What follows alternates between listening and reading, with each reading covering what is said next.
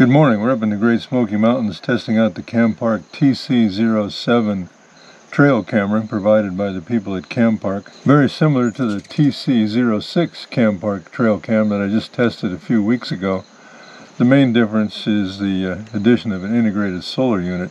But this is a trend that you're seeing in more of the high-end trail cameras now with the dual camera system.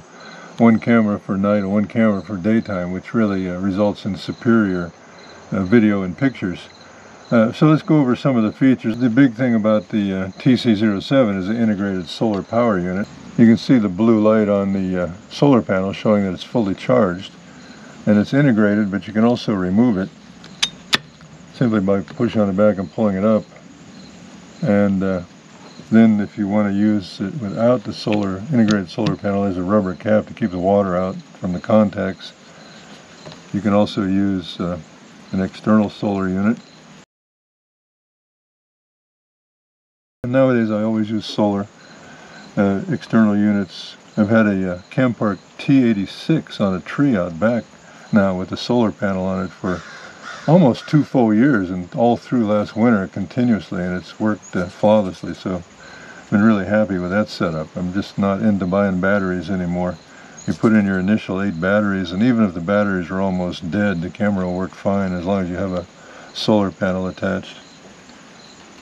And then to return the solar panel, you just set it on top here and move it forward and lock it into place. That's pretty slick, pretty compact too.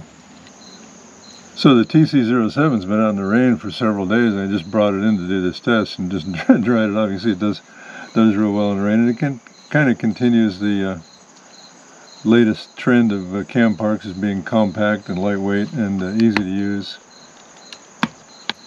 For mounting on the tree or a post or something, it has the locking. You can put a cable lock around it, and you can mount it on a tripod, of course. It's pretty much standard. Everything here is pretty much standard with the recent Campark cameras. The solar panel can also be you can recharge in the sun, but if it's totally discharged and you want to get it fully charged, you can also plug it into a USB. The big thing about these cameras is the dual lens, and I'll show you a lot of examples of nighttime and daytime imagery from up here around the Great Smoky Mountains in the last week or so. Comes with a fairly well-written instruction manual and also a manual for the power bank. Pretty straightforward though. So like the Campark T06, which I just tested a few weeks ago, and the TC07, the trend continues of the dual lenses, one for night and one for day.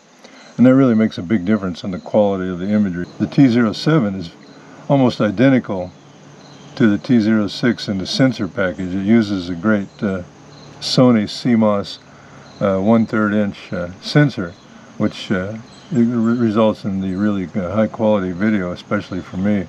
And I use a lot of close-up video, and the TC07 has a real wide field of view, which allows you to get real close to something and still be in focus. I think the minimum focus range is somewhere on the order of about 18 inches, which is really good to get up close. The only thing about the TC7 is that the sound quality is not as good as the TC6. Here's the microphone port for the TC07, just a small port here on the edge. The TC06 has a larger port. You know, when you start trying to get sound into a trail camera, you introduce the possibility of water intrusion. In order to get good sound, the microphone has to be exposed to the air, and that's a way to get water in there. For example, I have a GoPro 10 that I use all the time. I'm actually using it to record this video, and when you put the waterproof case on the GoPro, you hardly hear anything, so it's just the nature of the beast. So, you know, it depends on how important sound is to you. Sound is super important. You might want to consider the TC06 and look at that review.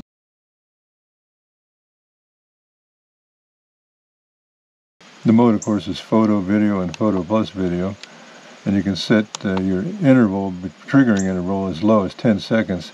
That's pretty low. I mean, what that means is it's 10 seconds between finishing one video and starting another one or resetting. So if you have a lot of action going on, there's a potential of 10 seconds of lost information on there. That would be nice to have it down lower than that, but very few cameras do that. And of course you can set the sensitivity, you can set the LEDs, you can turn on the side sensors, which I always do because they make a big difference. You can use this for time lapse.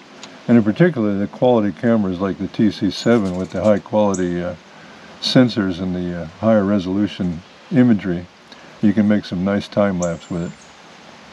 Monitoring period, you can just set different time periods that you want to monitor for action or not, so that you're not running 24/7. Switch over to the photos and you have your image size.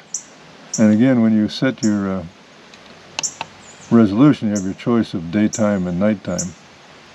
And nighttime resolution can be 8 megapixels, daytime up to 60 megapixels, but that's integrated. You can hear, I'm outside here in the mountains, so you can hear some crows and a cardinal chirping. You might hear a hummingbird go by. If you're lucky, you might even hear a elk bugling. It's getting to be that season. Now in the video mode, you have a lot of choices of resolution. And also, again, daytime and nighttime. Nighttime resolution can be up to 1296 at P30, which is a little bit higher resolution than the TC06, which only goes up to 1080. My philosophy is always run at the highest video resolution. Now in the daytime, you've got some good choices. Now I tend to like to run at 4K at 30 frames per second. But you also have the option, if you're really looking for a lot of action, you can run at 2K at 60 frames per second, which is double the time resolution, 60 frames per second. So if you're watching really fast action, especially birds close up or close up on the small animals, at 60 frames per second can give you some much more dynamic presentation. And generally I default to 4K. My philosophy is you can hold 128 gigabytes of data, you might as well get the highest resolution. And then just the basic system settings, which are pretty straightforward.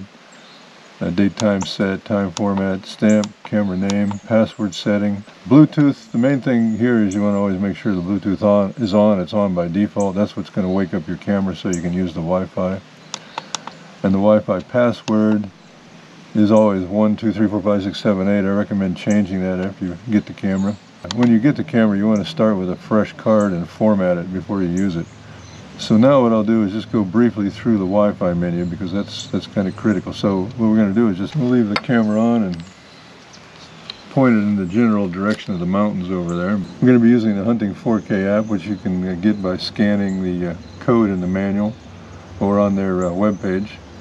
Simply turn on the Bluetooth, and remember you have the Bluetooth on the unit. Allow it to turn it on. And I know that this is the new TC7. You can give it a special name if you want, but you just click on that. And it's connected. Then you turn on the Wi-Fi. Usually takes about 8 or 9 seconds to turn on the Wi-Fi. Turn it on. And then the TC07 should show up. There it is. Connected with no internet. Of course, it's always going to say no internet. You're just connecting Wi-Fi to the camera. You're not connecting to any kind of ISP. So you close that and you open up the 4K Hunting. You'll get a green circle and a preview. And so there you're seeing what the camera's saying. You can see it's a pretty cloudy, rainy day out there today.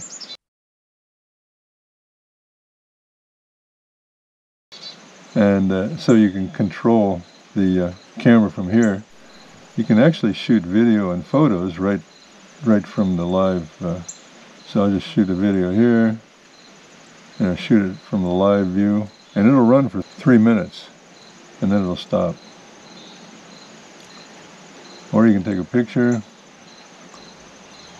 and I'll show you those pictures on the video. And then you have access to the settings. And you can make any adjustments that you might want, which is really nice, because a lot of times I have the camera in really hard to set up places. Like I've done a lot of work setting up the camera down at the stream or in a special location. I don't want to take apart the camera to see whether I have good data or not. I can just look at it by Wi-Fi. So here is the album down here where you can review. Now here's the 2 pictures that I just took just now of the rainy, cloudy day, and you can see the pictures I took the other day of a nice sunny day.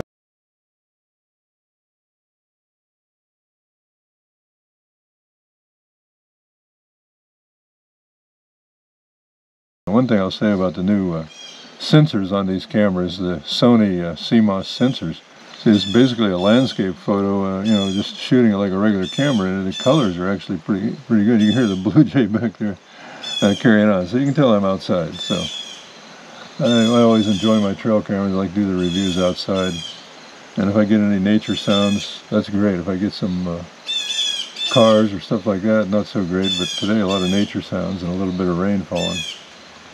And then of course the videos.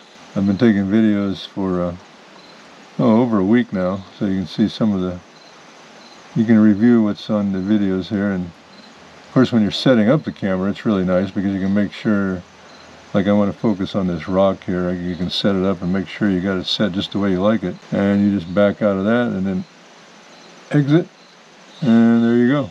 And I have to say that the TC06 Wi-Fi app interface is the smoothest and easiest I've found so far of all of them. It just really connects quick, and it connects 100% of the time to my phone.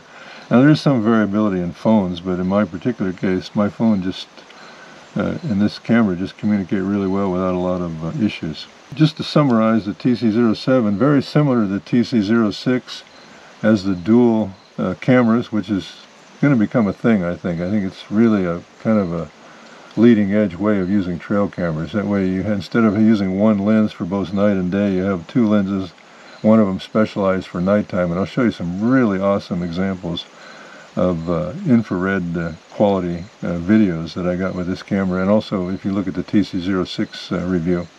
And then of course your daytime, you've got the real high quality pictures, and I'll show you some real close-ups of animals with that sensor.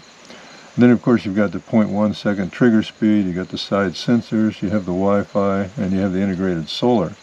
So this camera is a little bit at the high end of the Wi-Fi trail cameras in price. The TC06 and the TC07 and similar cameras with similar capabilities are really starting to set a new standard for trail cameras, and really upping the quality of the image and the video to the point where they're almost like action camera quality videos. A good example, I'll put a link in the description to a documentary I just made about a raccoon and cats getting along in the wild, and I made it entirely with the TC06 and the T100, and you can just see that you can really make almost documentary quality 4K videos with these cameras now if you deploy them right and get used to using them. So now I'll just show you a number of examples that show the capabilities of the TC7. Here's a good example of why you always want to record video at the highest resolution.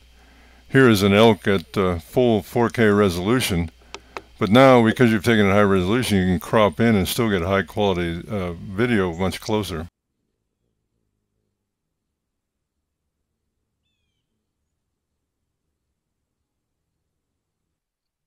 Here are some examples of the TC07 in high quality IR mode. The detail is pretty amazing for an IR camera, and that's mainly because it has a dedicated IR lens.